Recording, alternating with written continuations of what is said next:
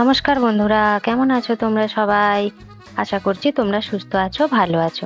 আমার গৃহকোণে তোমাদের স্বাগত জানাই। আজ আমি তোমাদের জন্য নিয়ে এসেছি বাচ্চাদের চিকেন স্টু রেসিপি, বা বলতে পারো ছোটদের জন্য চিকেনের পাতলা ঝোল। যেহেতু শিশুদের বেড়ে ওঠার জন্য প্রোটিন খুব জরুরি, আর চিকেন হলো প্রোটিনের অন্যতম উৎস, তাই চিকেন স্টু কিন্তু বাচ্চাদের জন্য খুব স্বাস্থ্যকর একটি খাদ্য। তো চলো আর দেরি না করে দেখে নিই এই রান্নাটা করতে কি কি লাগছে।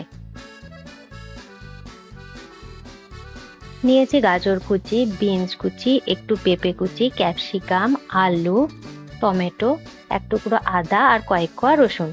আর চিকেন তো থাকছেই।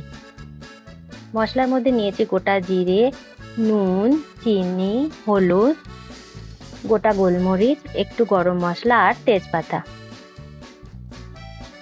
আমি রান্নাটা প্রেসার কুকারেই করছি। প্রেসার কুকারে একটু বাটার দিয়ে দিলাম। তোমরা চাইলে সাদা তেল বা সর্ষের তেলে করতে পারো। গোটা গরম মশলাগুলো দিয়ে দিচ্ছি।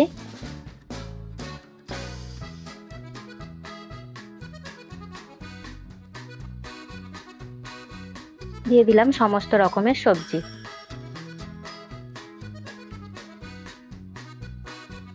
সবজিগুলো দিয়ে বেশ ভালো করে একটু নাড়াচাড়া করে নিলাম। দিয়ে দিলাম আদা রসুনের কুচি।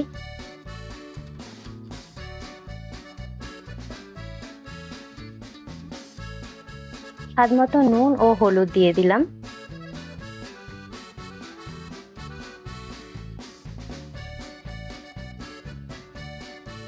ভালো করে নাড়াচাড়া করে নিয়ে এবারে চিকেনটা দিয়ে দিলাম।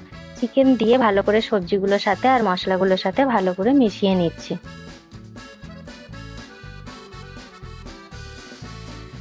প্রয়োজন মতো জল দিয়ে দিলাম।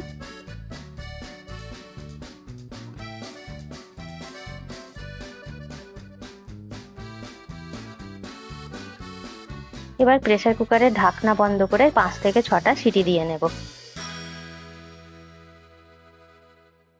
তো দেখো, চিকেন স্টু রেসিপি প্রায় আমাদের রেডি। একটু উপর থেকে গোলমরিচ গুঁড়ো ছড়িয়ে দিলাম।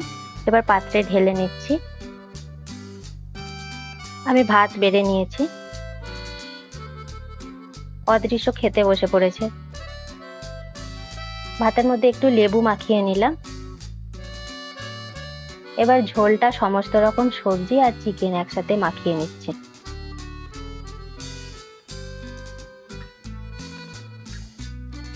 অদৃশ প্রথমে হাতে করে খাচ্ছে, খাক, তারপরে আমি ওকে খাইয়ে দেব।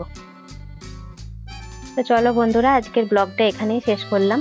রেসিপিটা কেমন লাগলো তোমাদের জানিও।